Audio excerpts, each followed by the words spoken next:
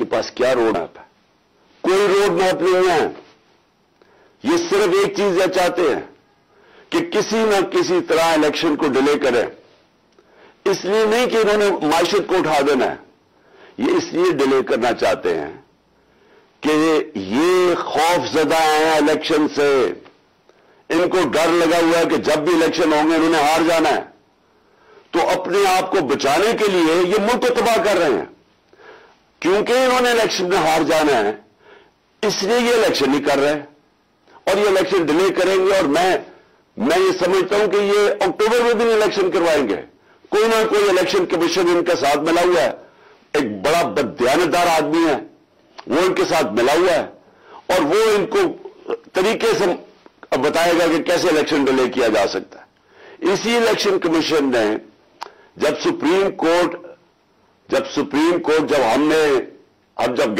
Court में, जब हमारी गवर्नमेंट गिरा रहे थे ये, तो इसी सुप्रीम कोर्ट के पास जब हम गए तो वो मान गए थे कि इलेक्शन हमने कहा इलेक्शन करवा दो, वो मान गए थे।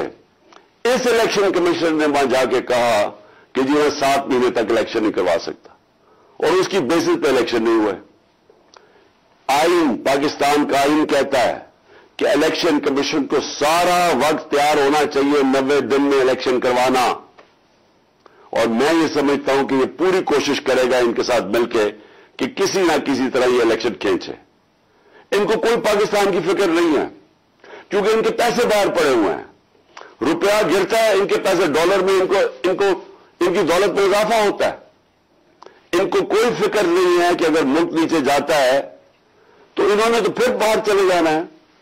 ये तो हमेशा जब मुश्किल आती है इनको पर कोई केसेस होते हैं बाहर भाग जाते हैं।